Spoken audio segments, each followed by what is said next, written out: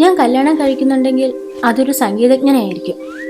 എന്നാലേ ഞങ്ങളുടെ കുടുംബ പാരമ്പര്യം കാക്കാൻ പറ്റൂ. പാരമ്പര്യം കാക്കാൻ സംഗീതം പഠിക്കണമെന്നുണ്ടോ? ഇത് വേണം, മസ്റ്റാ. താൻ പാട്ട് പഠിച്ചിട്ടുണ്ടോ? ഓ, പഠിച്ചിട്ടുണ്ട്. അപ്പൊ കീർത്തനൊക്കെ അറിയാലോ. വെളുത്തിട്ട് ഹൈറ്റുള്ള കീർത്തനയാണോ? തമാശ കളിക്കല്ലേ. കീർത്തനം അതറിയാം. എന്നാ ഒരെണ്ണം പാടും. ഇപ്പോഴോ? അതെ. ഇവിടെ വെച്ചോ? അതെ. അളിയ, നീ എപ്പോഴാ പാട്ട് പഠിച്ചേ? ഞാൻ എവിടെ നടാ പാട്ട് പഠിക്കാൻ? എടാ, നീ അപ്പൊ ഞായറാഴ്ച പാട്ട് പാടാന്നൊക്കെ ബെറ്റൊക്കെ വെച്ചിട്ടല്ലേ നീ ഇങ്ങോട്ട് വന്നേക്കുന്നത്? പിന്നെ എന്ത് ചെയ്യും? ഇപ്പോഴത്തെ രീതിയിൽ ഞാൻ അങ്ങനെ പറഞ്ഞു പോയതാ. വലിച്ച് കിട്ടിയില്ലൊരു ഭാഗവതരുണ്ട്.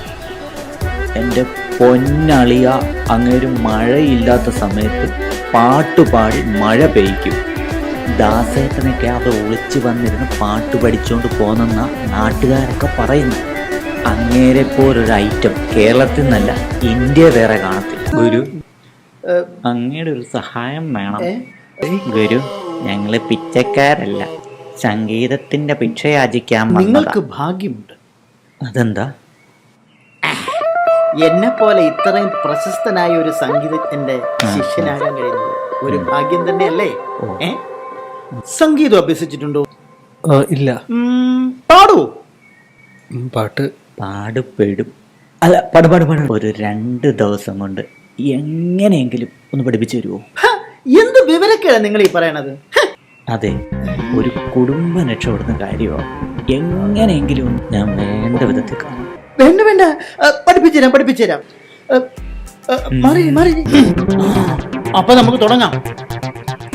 ഒരു ചായ കുടിച്ചിട്ടാവാം. അവളെ ശ്രുതി 3 ചായ, എനിക്കൊരു മീഡിയം വിത്തൗട്ട്. എനിക്കൊരു സ്ട്രോങ് ആയിട്ട് മധുരം കുറച്ചിടണം. എന്തിനടാ ഇത്, ചായ കടയാ? ഒരു പരിപ്പോടെ കൂടെ പറയാം ഞാൻ നിനക്ക്. അവന്റെ ഒരു സ്ട്രോങ്.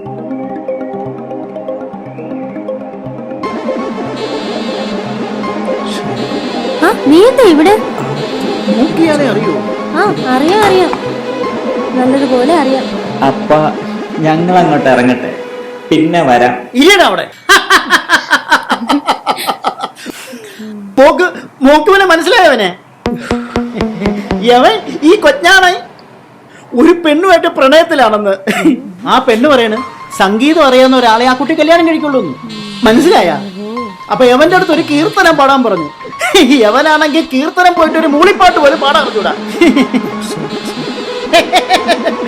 അപ്പൊ ആ കുട്ടിയെ പറ്റിക്കാൻ വേണ്ടിയിട്ടാണ് യവൻ ഇപ്പൊ എന്റെ മുമ്പിൽ കീർത്തനം പഠിക്കാൻ വേണ്ടി വന്നിരിക്കുന്നത്. അതും 2 ദിവസം കൊണ്ട്.